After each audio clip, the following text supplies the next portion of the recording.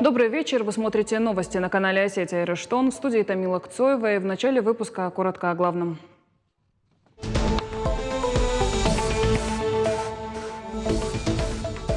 Историческое событие. Южная Осетия отмечает 16 лет независимости. Жители республики и весь осетинский народ поздравил глава Сергей Миняйло.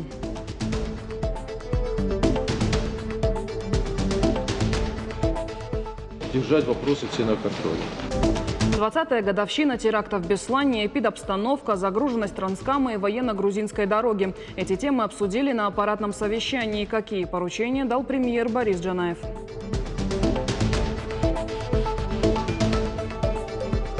У людей так проблемы с ожиданием общественного транспорта.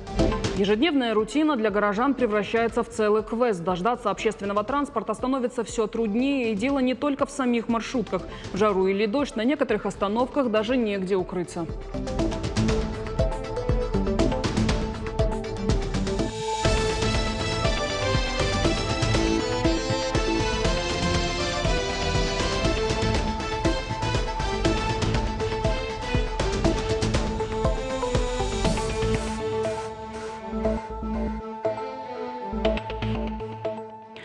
День, который навсегда вошел в историю. 16 лет назад Россия признала независимость Южной Осетии и Абхазии. 26 августа 2008 года наша страна поддержала граждан в их стремлении к свободе.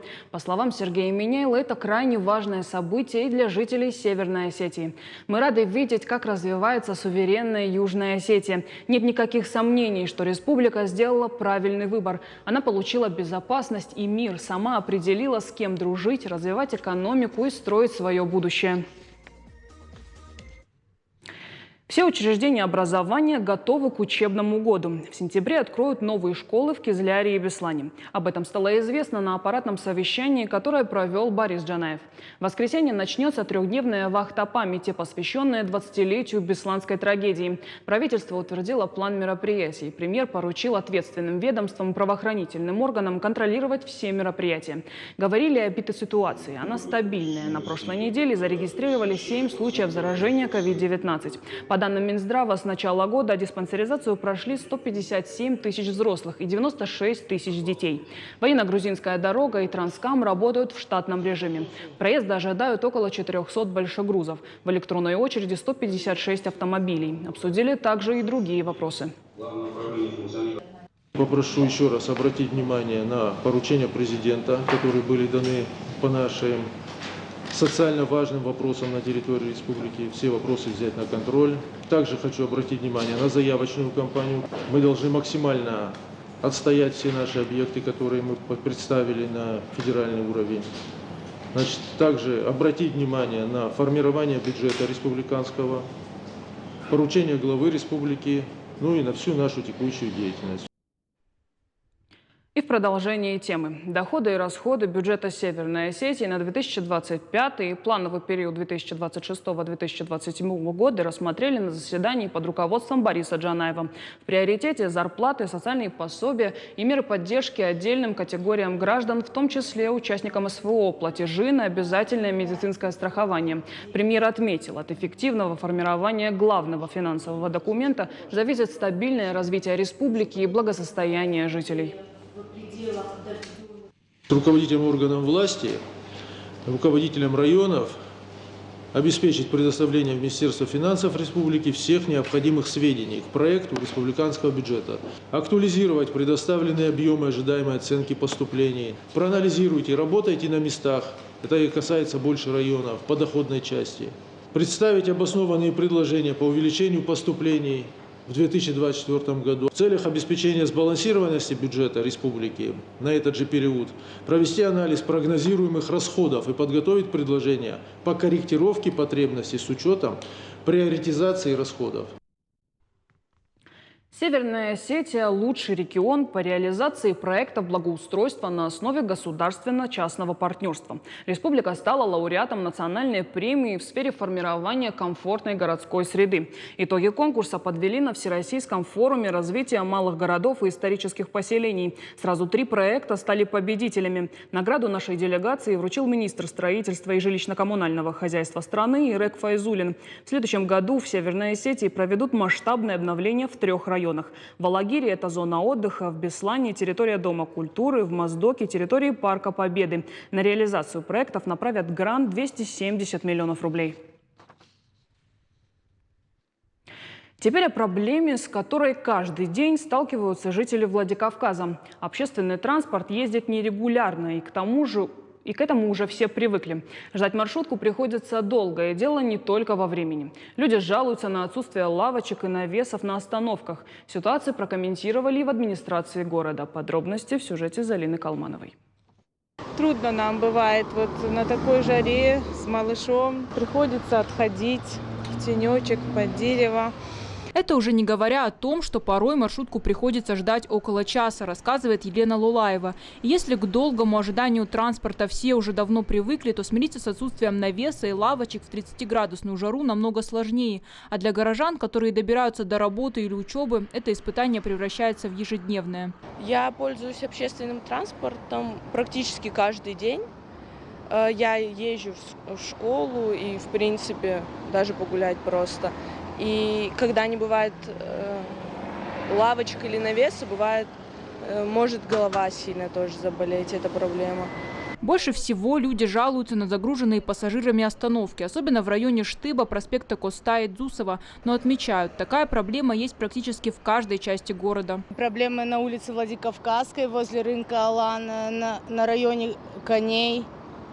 Да и во многих местах, я думаю. В администрации города говорят, на обращения горожан оперативно реагируют. Но есть такие остановки, где чаще всего осуществляется только высадка пассажиров. И большой необходимости в навесах и лавочках там нет. Их стараются устанавливать именно в местах ожидания транспорта. На сегодняшний день у нас в этом году реализованы мероприятия по обустройству навесами 5 остановочных пунктов. В следующем году данная работа планируется по этой тематике увеличить объемы работ, примерно 15 навесов в год. И хотя в городе ежегодно появляется около 20 новых остановок, по словам жителей, этого все равно недостаточно. А совсем скоро, в период дождей, проблема станет еще более ощутимой. Залина Калманова, Диана Каболоти. Новости Осетии. 105 лет назад, 26 августа 1919 года, родился легендарный капитан ледокола «Арктика» Юрий Кучеев. У памятника герою социалистического труда, покорителю Северного полюса, педагоги и ученики 27-й школы подготовили традиционное мероприятие. Ребята рассказали о его подвиге, читали стихи и исполнили национальные танцы. После второклассников посвятили в юные кучеевцы. Им повязали галстуки морского цвета и вручили подарки. В торжественной церемонии участвовали представители Дома дружбы народов, СОГУ и регионального отделения Русского географического общества. Поскольку наша школа носит имя Юрия Кучеева, мы проводим патриотическую работу в этом направлении. Рассказываем детям о его подвиге. И пока мы будем это делать, говорить, просвещать, ниточка истории не прервется. И дети должны знать настоящих героев. Из года в год вот этот праздник масштабируется, он приносит огромную радость, и в первую очередь детям.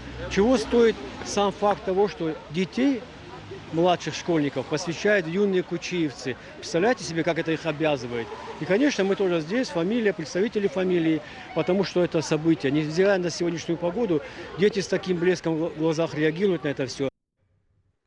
В Северную Осетию приехали 30 соотечественников из Абхазии, Белоруссии, Кипра, Китая, Нидерландов, Никарагуа, Сирии и Таиланда. Возраст ребят от 14 до 19 лет. Все они победители творческих конкурсов, интеллектуальных состязаний на знание истории и культуры России. Эти мероприятия активно проводятся русскими домами за рубежом. В нашей республике гостям подготовили насыщенную программу. В течение недели они побывают в Даргавском, Куртатинском, Дегорском и Цейском ущельях, а также посетят святые места. В этом году программа Россотрудничества реализуется в Северной Осетии, Татарстане, Крыму, Ханты-Мансийском автономном округе, Московской, Псковской и Самарской областях. Когда первый раз мы начали взаимодействовать с такой структурой, как Россотрудничество, были опасения, потому что все-таки очень солидная, очень серьезная структура. Но настолько была выстроена логистика, настолько сама программа была насыщена, что ребятам очень сильно понравилось. И вот второй год подряд Россотрудничество с огромной охотой, с огромной энергией приезжает к нам в республику для того, чтобы познакомить с Россией именно через культуру Северной Осетии ребят с разных стран мира. В Северной Осетии завершился летний оздоровительный сезон. Торжественное закрытие состоялось в детском лагере «Звездочка». Ребята подготовили музыкальные и танцевальные номера. В этом году в учреждении прошло 5 смен. В каждой примерно по 35 подростков со всей республики. Основной акцент преподаватели и воспитатели делали на изучение языка, истории, обычаев и традиций осетинского народа. Во время пребывания ребятам провели экскурсии по разным ущельям и достопримечательностям региона. Есть дети, которые приезжают по нескольку раз в этот лагерь. И мы очень рады, что администрация города, под чьей крышей и эгидой мы здесь существуем и находимся, нам оказывают посильную помощь. Очень хотелось бы, чтобы такие лагеря появлялись в нашей республике в большом количестве. И некоторые могли бы восстановиться, и строительство новых желательно. Спектакль по маленьким трагедиям Александра Пушкина глазами юных актеров. Яркая премьера картины состоялась во Владикавказе. 4 драмы и 4 истории. К этому выступлению маленькие артисты готовились все лето. Для них организовали целую театральную резиденцию. Сценическому мастерству и гриму с нуля ребят обучали лучшие педагоги страны. А в создании постановки помогал известный режиссер Батрас Засеев. Проект только набирает обороты. В планах еще серия круглых столов и большой концерт на сцене Государственного академического театра. Такую насыщенную программу удалось реализовать благодаря гранту от Президентского фонда культурных инициатив. Мы опирались на Александра Сергеевича Пушкина, на его маленькие трагедии. Главной задачей было сделать так, чтобы дети познакомились с этим материалом, потому что, понятное дело, что в школе все-таки его изучают часто и так далее, но попытаться все-таки чуть с другой стороны, когда моя задача не просто выучить текст и выйти перед одноклассниками его рассказать, а все-таки перед зрителем, который к нам приходит с театральным светом, с музыкой, опять же, с гримом и так далее, с танцами и тому подобное. Поэтому это чуть-чуть другой подход, чуть более глубокий. В республике завершились межрегиональные и лично-командные состязания собак леговых пород по перепелу Кубок Алания. Участвовали около 150 заводчиков из Северной Осетии, Москвы, Воронежа, Волгограда, Ростова и других городов. Четвероногие под пристальным вниманием экспертов 2 дня демонстрировали знания команд. Перед охотниками поставили задачу максимально быстро обнаружить и поймать птицу. По результатам лучшие получили дипломы 3-й степени, грамоты и специальные призы. Организаторы общества охотников и рыболовов республики. Состязания провели во 2-й раз. Это, в общем-то, праздник нужен для того, чтобы мы могли в реальной обстановке оценить, какое поголовье собак охотничьих сейчас у нас есть. Это необходимо для того, чтобы в дальнейшем подбирать пары и развивать охотничье собаководство. Это важно, потому что охота без собаки – это не охота, это просто прогулка и порча дичи, потому что собака находит дичь, и потерь никаких нет. Поэтому охотники, которые держат собак, они заинтересованы, чтобы в наших угодьях было больше дичи. На этом наш эфир подошел к концу. Спасибо за внимание. Не переключайтесь.